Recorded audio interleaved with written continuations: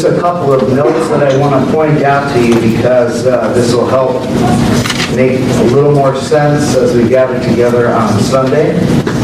And so in chapter 9, we left off with Noah dying at 950 years old. And what's interesting something I wanted to point out is the fact that he lived 350 years after the flood, but there seems to be no witness of his life following this little fall that he had. It isn't that interesting to think about how so often a fall can neutralize our witness. Have you met anybody like that where they felt like, man, I've gone too far, I've blown it, God can't use me again? Has anyone ever felt that? So I just think it's interesting that Noah here has no witness, and I think it's kind of sad. But from this point, you're going to notice that lives are going to shrink significantly. That is, the lifespan is going to shrink. And on the Sunday, we talked about how Ham was cursed. He exposed his dad. But a lot of people think that it's just a curse that's given because of his sin. But in reality, many scholars would say it was also a prophecy, and that's why I want to draw your attention to chapter 10, because if the genealogies listed in Genesis 5 and Genesis 10 are type genealogies, this leads us to some very interesting ideas about these lifespans and how these lives are going to carry out. You see, if you follow the flow of Noah's life, he lived to be 950 years old. That's a long time. That means if you follow the genealogies, he would have been alive when Abraham was 58. And you see the connection and the crossover. You have to understand that. And that Shem, Noah's son, is where they end up. He lived over 500 years, so he could have had dialogue with Abraham's dad. And there could have been much. So think about this. These people that lived these many years could have easily transferred and told the story of the flood and all those kinds of things. It was easily transferred with all those hundreds of years in which they were born. So chapter 10, now most of you I'm sure have that marked up in your Bible. And you're really interested in all the names and all the sons and all that. And I know that sometimes that can be a tad bit boring to read. But just so you know, there's a purpose for everything in the Bible. It's known as the Table of Nations. 70 families, interestingly enough, forming all nations and languages and ethnic groups to this new world. And so I'm not going to read them all, but I wanted to point out to you some of these that are going to be mentioned in prophecy later on. Maybe you'll recognize them. First of all, just look at verse 32 of chapter 10. To explain or summarize the whole chapter. These were the families of the sons of Noah, according to their generations, in their nations, and from the nations were divided on the earth after the flood. Now I want you to notice verses 2 and 4, the sons of Japheth. We're going to find out that he was the eldest. Now, see if there are any prophecy buffs, see if you notice a few familiar names. Gomer, Magog, Tubal, Meshach. Does that mean anything to you guys who know Ezekiel 38 and 39? So we're seeing this is where it all starts. This is where it all happens. Togarmah in verse 3. Then you have Tarshish in verse 4. From the coastland peoples of the Gentiles were separated into their lands, everyone according to his language, according to their families, into their sons. Now, when we get into chapter 11, it's going to take up where everything left off, but this is sort of a summary of how all these nations gathered together. Then you see again in verse 6, the sons of Ham were Cush, Put, and Canaan.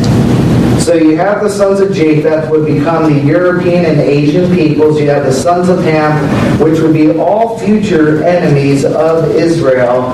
If you continue to go down, you'll see that. Verse 8, Cush begot Nimrod. He began to be a mighty one on the earth. He was a mighty hunter before or against the Lord. Therefore it is said, like Nimrod, the mighty hunter, before the Lord or against the Lord. And the beginning of his kingdom was Babel, Erech, Akkad, and Calneh in the land of Shinar. Of course, Nimrod was the first founder of a kingdom in this new world. He founds a kingdom. And then look at some of the enemies again. Verse 11. Nineveh, all connected to the sons of Ham. Remember the curse that went down. The Philistines, verse 14. Verse 15, Canaan begot Sidon, his firstborn. And then, do you remember when God comes to Abraham and promises him the land of what? Canaan. And within that land were the Jebusites, the Amorites, the Girgashites. So you're seeing all of them begin to settle there in Israeli, what is now known as Israel, in that particular area.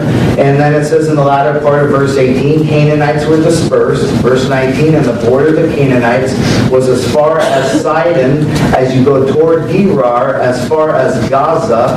That's where the Philistines dwelt. Then as you go towards Sodom and Gomorrah. So you can see this is all through the line of the Canaanites. So you have the sons of Ham. All right, now, then you find in verse 20, you have or verse 22, the sons of Shem. And then in verse 24, it talks about all the sons that are born. But then verse 24 says, Selah begot Eber. To Eber, verse 25, were born two sons. The name of one was Peleg, for in his days the earth was divided, and his brother's name was split. Finally, we come to the sons of Shem here, or the Semites. Okay, this is where the Jews would come from. The Semites. Eber is the root word, is the Hebrew word, and it means to cross over. So Eber, and this is where Abraham's going to be called a Eber or a Hebrew in chapter 14, verse 13. But one of the things I wanted to point out to you, so that when we go through, you kind of have an understanding in chapter 11 on Sunday, is this is something that can be missed, but it's very interesting. This idea of Peleg. His name means division. Division. And I think it's really interesting because, as you know, kids were named by what was going on in regards to the earth at the time. And apparently at Peleg's birth, the land began to drift apart drastically. As you know, we've been looking at this, and there's tons of evidence for it, that at one time the earth was one solid landmass. But after the flood, there became a drastic drifting of the continents that took place. So apparently that's when Peleg was born. This is known as the Pangea Continental Drift. You can look it up on the internet, and you can see that scientists, while they say it took millions of years, in reality it took thousands of years. But they're saying that, wow, we used to poo-poo this didn't really happen, but now scientific evidence is proving this is exactly what happened as the Bible implies. So that's just a quick overview of chapter 10. And I wanted to show that to you so you can kind of see there's more stuff you can get on the internet in regards to that if you want to get more into that. But that's how now the world is beginning to disperse and to grow out. Okay? When we get into chapter 11, we're going to kind of go back to at the death or nearing the end of Noah's life, and we'll get into the Tower of Babel and all that. But tonight, to me, we have another treat. I heard that Josh and Bree were going to be in town. And I have to repent to him in front of you guys because on Thanksgiving Eve, I asked him, I said, Josh, you got to come and share. And we got into worship and communion and all this stuff. And then I said, okay, you're all dismissed, realizing that I never asked him to come and share. So I was going to make sure it's going to happen this time. And so some of you who are new to the fellowship haven't had a chance to meet some of the pastors that we have sent out. So hopefully you'll go introduce yourself after. But he is one of our sister fellowships in the area of Burns that we have planted. And so I've asked Josh to come and share. I want you to notice something, though. You see pre-ministry there on the left, and you see post-ministry on the right. That's just what happens. It kind of makes you go bonkers. So I just want to welcome Josh. Josh, come on up and share with us and tell us what's going on.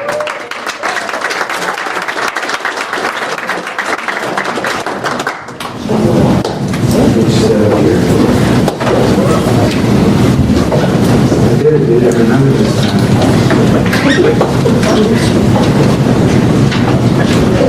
That's right, you're like 7 feet tall.